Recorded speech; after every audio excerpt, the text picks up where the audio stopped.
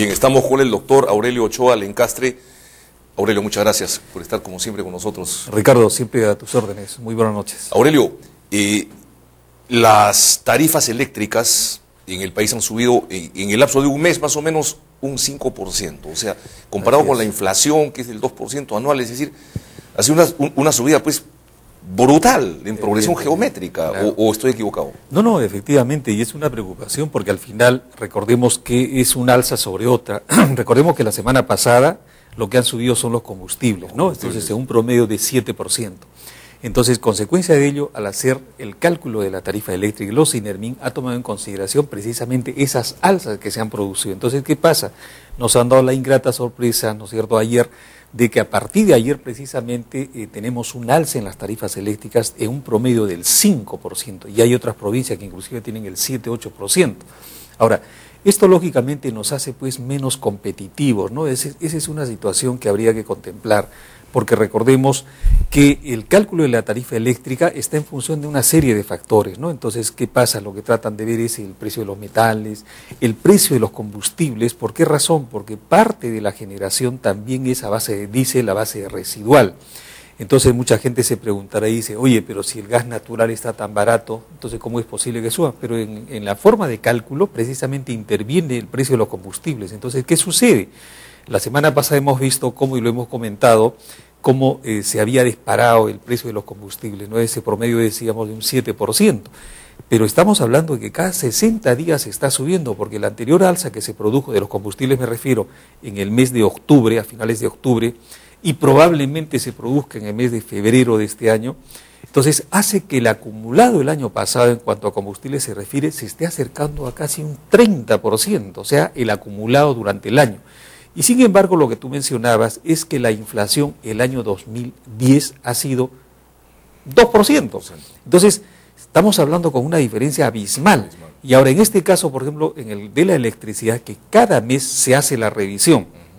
Entonces, del mes de diciembre al mes de enero, entonces lo que ha subido en este caso es, ojo, es increíble, o sea, de un mes a otro, o sea, no es de 2 meses, es un mes, ¿no es cierto? Pero como consecuencia, como decíamos, de ese dilema en el caso de los combustibles, ha subido la electricidad de un promedio del 5%, o sea, un mes.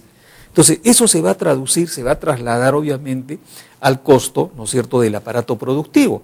Entonces, ya estamos viendo, por ejemplo, estamos viendo en los mercados, estamos viendo en una serie de situaciones que le han comentado inclusive los mismos políticos, ¿no? De que ya se está observando una situación preocupante. Ahora, el dilema es el siguiente, ¿no es cierto?, que ya entramos en un proceso electoral, entonces un poco que eso nos va a distraer, pero a la vez también es una preocupación que debiera embargar al gobierno, ¿no es cierto?, de no ir acumulando estas situaciones explosivas, lógicamente, porque se van a trasladar hacia el público consumidor.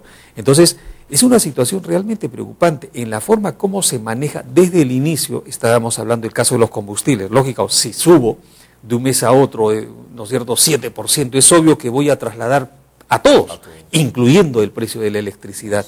Entonces, eso arrastra. Y decíamos en la anterior oportunidad que el precio de los combustibles, por ejemplo, la forma de cálculo es una forma, pues, con una fórmula inflada, ¿no es cierto?, más allá de lo que debiera ocurrir. Nosotros estamos pagando combustibles más caros que en el mercado internacional, alrededor del 30% de lo que cuesta un combustible. Ojo, precio internacional, o sea, nosotros estamos por encima del precio internacional. Y en el caso, por ejemplo, del GLP, que es el que interesa a las amas de casa, a pesar de tener camisea, ¿no es cierto?, camisea con altos volúmenes, casi el 70-80% de la producción, mejor dicho, del consumo local de GLP, el consumo nacional, proviene de camisea. Entonces, ¿qué influencia puede tener en camisea el precio internacional del petróleo, por favor?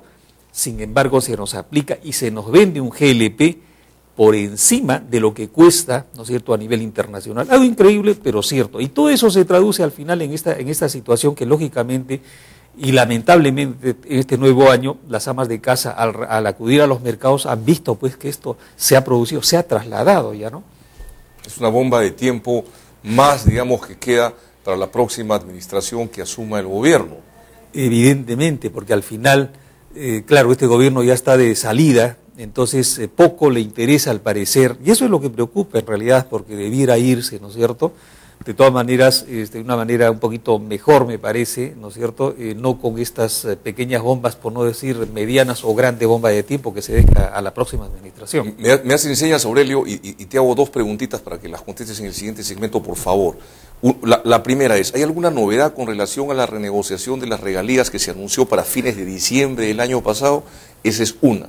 Y la otra es, ¿hay alguna novedad en relación al gasoducto andino? Esa sería la segunda y la dejamos para el siguiente segmento.